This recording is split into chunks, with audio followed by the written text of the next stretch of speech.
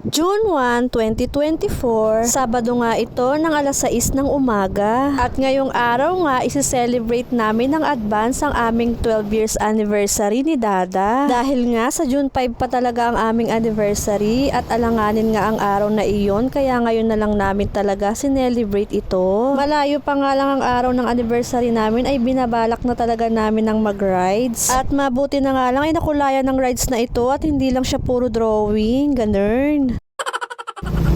Kaya naman dalagat binata muna kami for today's video. At dahil nga maaga kaming umalis ng bahay kaya hindi kami nakapag-almusal, kaya naman ang first stopover namin ay sa kainan, kaya naman lumafang muna kami bago ang lahat. Matapos nga naming baybayin ang lugar ng Cavite ay nakarating na rin kami dito sa may Tagaytay, kung saan ito talaga ang target place namin. Nung makita nga namin yung beautiful bridge ay talaga nag-stop muna kami dito dahil sobrang ganda talaga ng view at nagpa-picture na rin kami dito para mayroon naman kaming remembrance. Pagkatapos nga nun ay dumiretso na kami dito sa may picnic grove. At tumambay nga muna kami dito ng mga ilang oras dahil sobra talagang nakaka-relax dito. Malayo nga sa realidad ng buhay. Charis. Habang nakatambay nga, isinabay na namin ang pagpapahinga dahil nga medyo malayo yung aming binayahe. Pero bago pala kami tumambay, inikot namin muna itong lugar ng picnic grove para naman sulit ang aming entrance fee dito. At para na rin makita namin yung magandang tanawin talaga dito dahil sobrang ganda talaga dito. At talaga nga namang makikita mo talaga ang Taal Volcano dito. Sobrang ganda talaga. Kaya naman habang nandito pa kami ay sinulit talaga namin. Bawat makikita kaming spot na maganda ay talagang nagpipicture kami.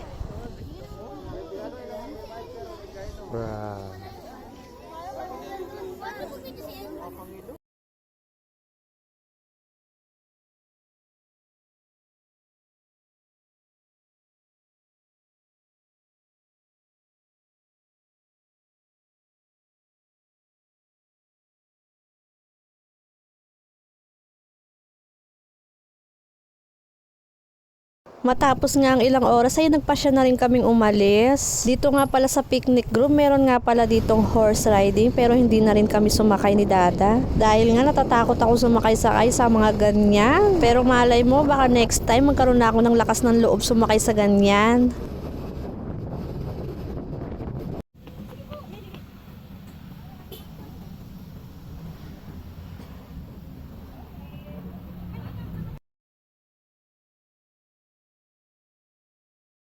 Next target place nga namin pala ay dito sa may People's Park in the Sky. Mas maganda nga daw pumunta dito kapag madaling araw dahil makikita mo daw talaga yung mga fog dito. Pero dahil nga pumutok na ang araw nang pumunta kami dito ay okay na rin dahil nga minsan lang naman ito. Maganda pa rin naman pumunta dito kahit ganitong oras na dahil talaga namang kitang-kita mo talaga yung magandang view at magandang kalikasan.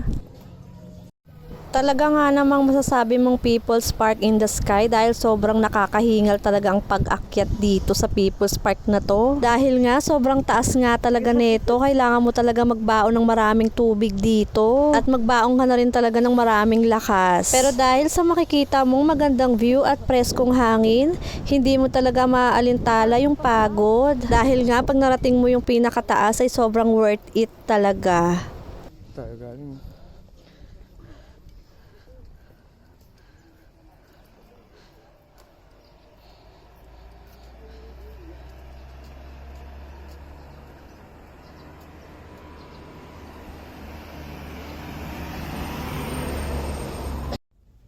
Tayo ka dyan daw.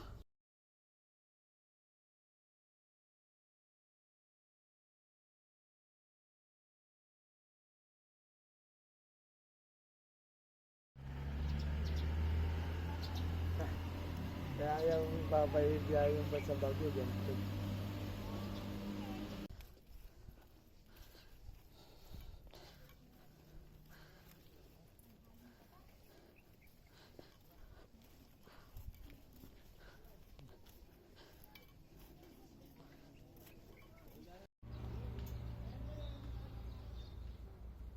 Tingin dito.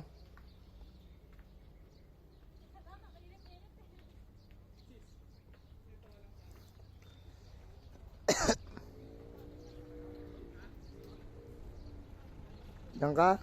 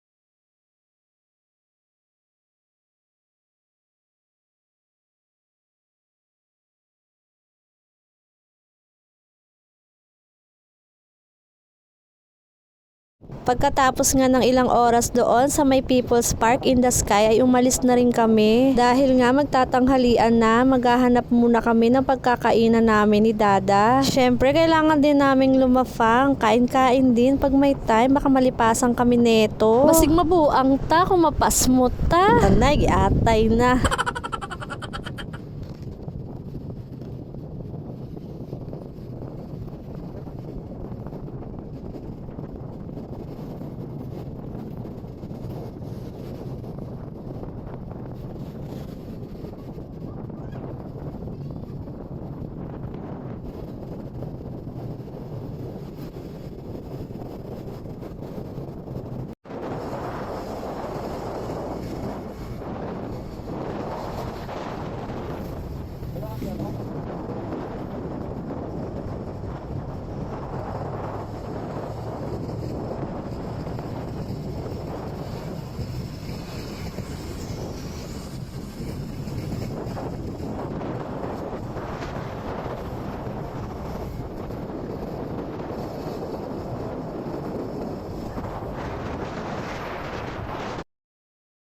Pagkatapos nga namin kumain, na ito na nga, nagkaroon na kami ng lakas. Unlimited rice ba naman eh. Dumiretso naman kami dito sa may praying hand at nagpicture-picture na rin. Pagkatapos ngayon, ayan, sumabak na naman kami sa pagra-rides. At sa puntoang ito, sa pupuntahan namin ay iyon na talaga ang last target place namin. Medyo malayo-layo at mahaba-habang biyahe nga ang pupuntahan namin. Dahil nga, ang sabi nga ni Dada, mga 2 oras daw kaming magra-rides. Talaga nga namang natsyempohan namin na napakaganda ng araw na ito. Dahil nga sa araw na ito ay talagang hindi siya umulan. Talaga nga namang nakisama talaga ang panahon. Kaya naman bukod sa napakagandang tanawin talaga ng nakita namin, ay napakaganda rin talaga ng panahon ngayon.